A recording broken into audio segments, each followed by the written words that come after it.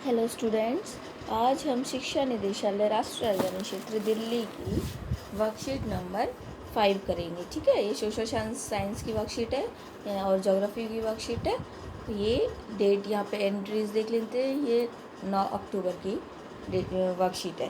Class 7 के लिए यहाँ पे अपना नाम आपका आएगा और यहाँ पर कक्षा अध्यापक का नाम। ठीक है बेटा, अभी हम पढ़ रहे थे लास्ट अपनी वर्कशीट में फर्स्ट चैप्टर ज्योग्राफी का पर्यावरण। ठीक है, जिसके हमने बहुत अलग अलग तरह के पर्यावरण के बारे में जाना।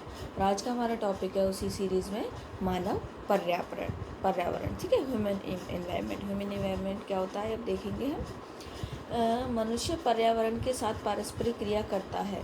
ठीक है, और अपनी आवश्यकताओं के अनुसार इसे बदलता है।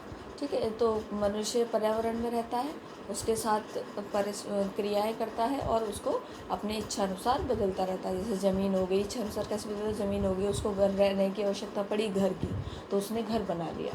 ठीक है, तो वो उसने प्राकृतिक पर्यावरण को बदल दिया ना अपनी आवश्यकता अनुसार। प्रारंभ में मानव ने स्वयं को प्रकृति के अनुरूप बना लिया था।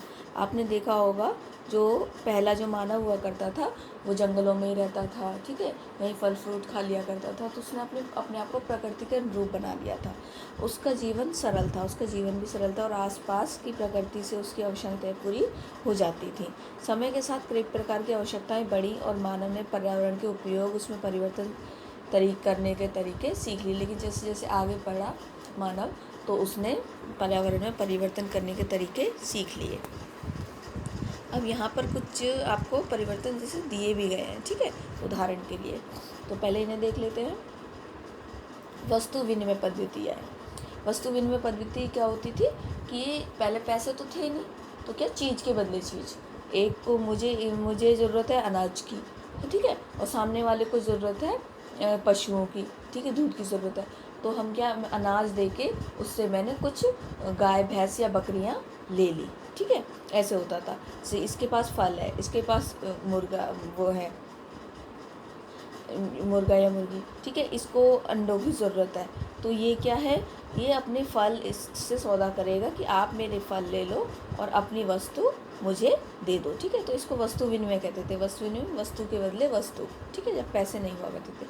फिर क्या आई, मुद्रा आ गई। अब देखा होगा आपने, हर चीज़ें पैसों से मिल जाती है।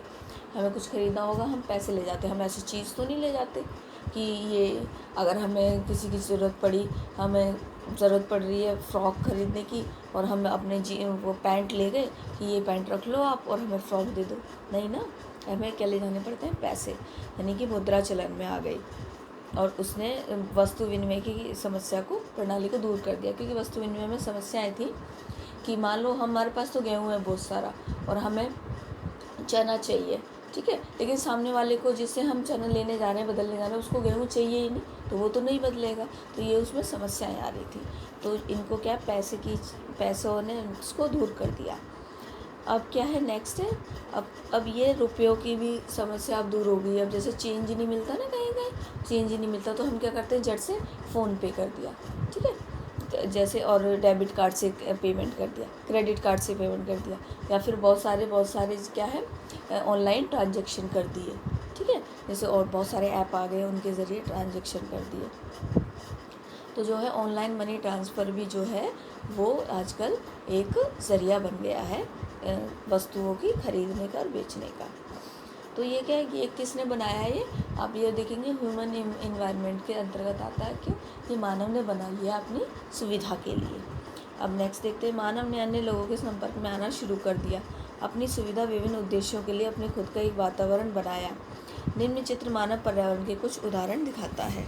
ठीक है, अपनी सुविधा के लिए पर्यावरण को उसने अपने अनुकूल बना लिया।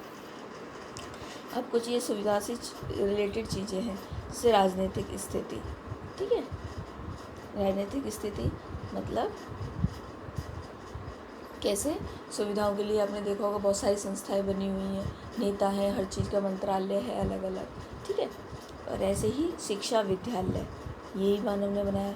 व्यक्ति जो है मानव, ये एक मदद करते हैं, व्यक्ति जो अलग अलग प्रोफेशन में होते हैं, टीचर हमारी ऐसे मदद करते हैं। ठीक है, डॉक्टर हमारी हेल्प करते हैं, हर चीज़ के अलग अलग लिए व्यक्ति हैं जो अलग अलग चीज़ों में हेल्प करते हैं। फिर क्या है, बैंक है।